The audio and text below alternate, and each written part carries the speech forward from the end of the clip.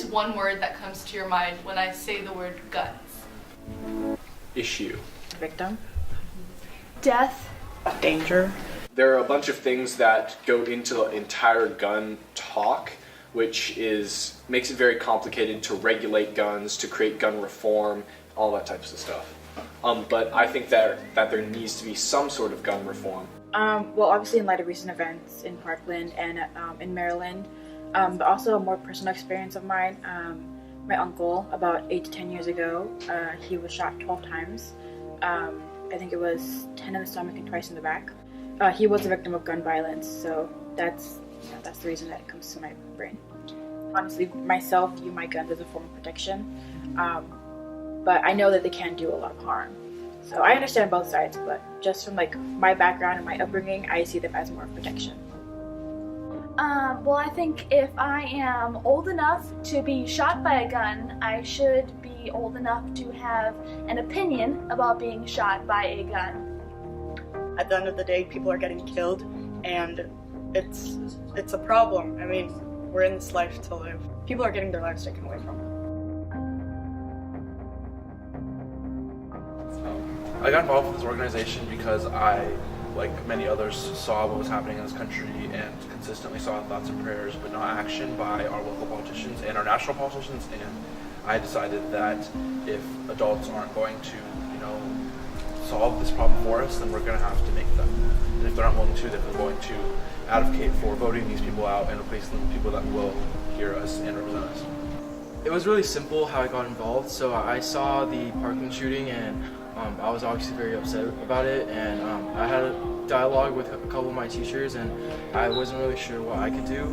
So then I saw the Parkland students and they started a movement called March for Your Lives, so I was like, great, is there something in San Jose? And the answer was no. So I decided just to make a Facebook group page and or a Facebook event, and that blew up. We had, I want to say, and they started a movement called March for Your Lives, so I was like, great, is there something in San Jose? And the answer was no. So I decided just to make a Facebook group page and or a Facebook event, and that blew up. We had, I want to say, like 3,000 people within like 1 hour, so it blew up very fast. Well, I think the first thing is that the fact that most people don't understand what this organization is, and we're not trying to take away all guns. We think that guns do have value in our society, but we do think that it's way too easy to get a gun. We think that's out of control. That's what our organization is about. I've heard stuff like this march isn't going to actually do anything. Like, what are you going to accomplish from walking down the street?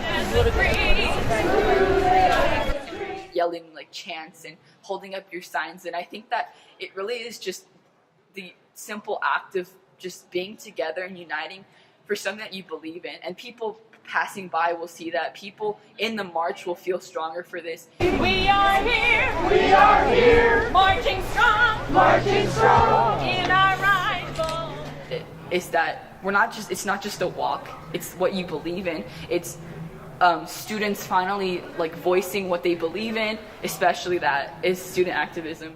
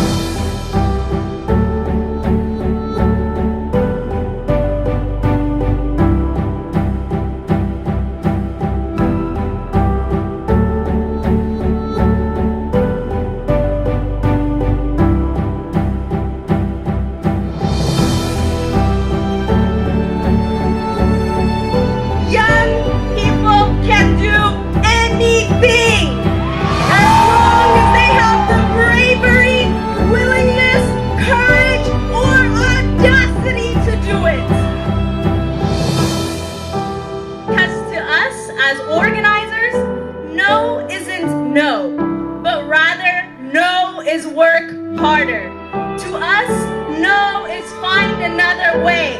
No is speak louder. No